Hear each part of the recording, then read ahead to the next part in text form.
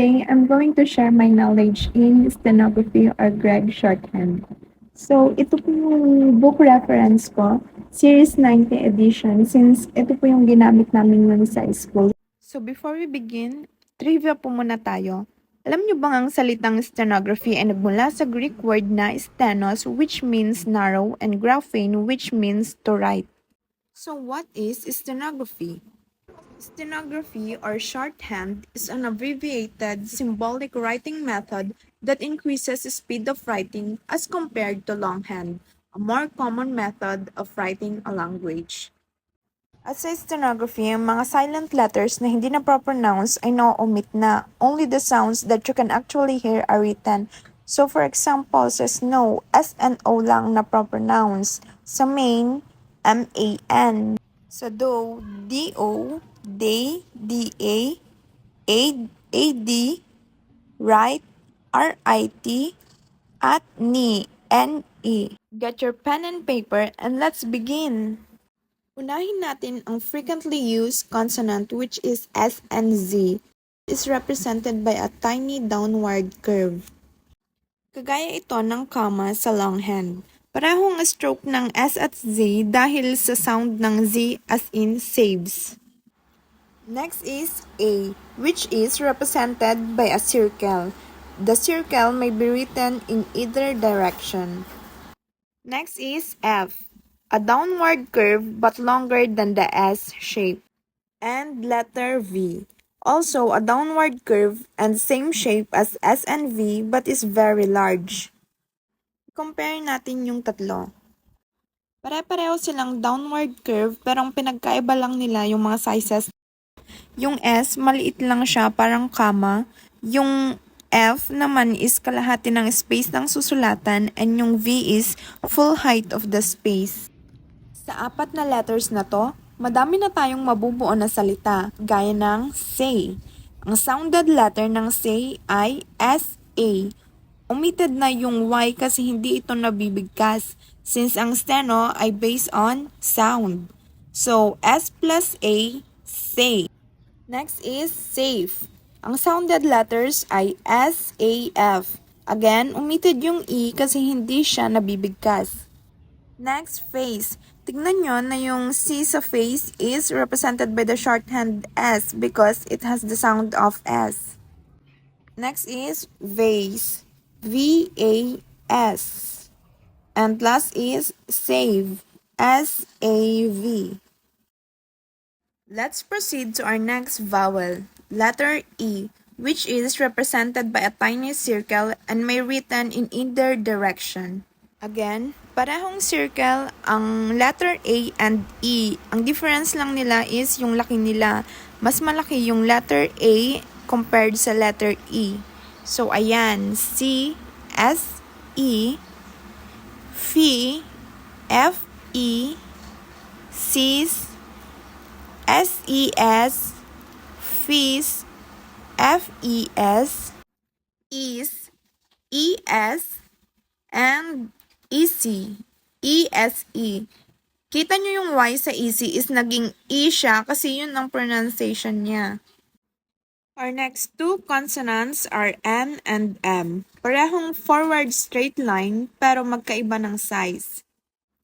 N is shorter and M is longer. Ito yung mga examples. Sane, S-E-N. Sane, S-A-N. Vain, V-A-N. And knee, N-E. Again, based on sound kaya na-omit yung K at final E sa knee. Next, may, M-A, mean, M-E-N, seem, S-E-M, main, M-A-N, and same, S-A-M. Ang last two consonants para sa lesson 1 ay T and D. Both are represented by upward straight line. Again, ang difference lang nila ay kanilang sizes. Shorter ang T at longer ang D. Eat, E-T, neat, N-E-T, stay, S-T-A, safety, SAFTE, AD, feed, FED, day, DA, did, DED, saved, SAVD. Dito naman tayo sa punctuation and capitalization. Una, yung period. Downward stroke siya na pa-slant. Next is question mark, which is parang X. Next is paragraph, greater than symbol. Next is dash. Upward stroke ito na dalawa. And parentheses. Same siya sa parentheses sa longhand but may guhit siya sa magkabila. And next is hyphen. Upward din siya parang sa dash pero mas maiksi siya. And yung capitalization, dalawang guhit din na upward na sinusulat sa baba ng mga nouns. Gaya ng pangalan, ng places, sa 9 na strokes na yon, kaya nyo na magbasa ng isang sentence. Pero bago yon, review muna natin ang 9 shorthands na napag-aralan natin.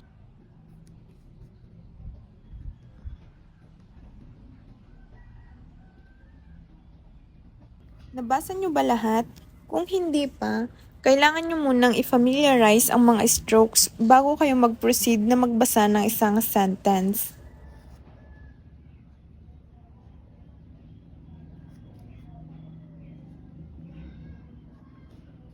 Sa pagbabasa, kailangan nating spread out ang sounded letters para makuha natin ang tamang transcription nito. Ang unang letter nito is N, A, T na may capitalization which means isa itong name or place. Next is M, A and STA. Ito, longhand lang siya na 4 kasi later on, malalaman nyo yung stroke niya kasi brief form ito. And last is TE and period. Ayan, nabasa nyo ba ng tama? Nate may stay 40. Try nyo namang basahin ito at ilalagay ko sa dulo ang tamang transcription.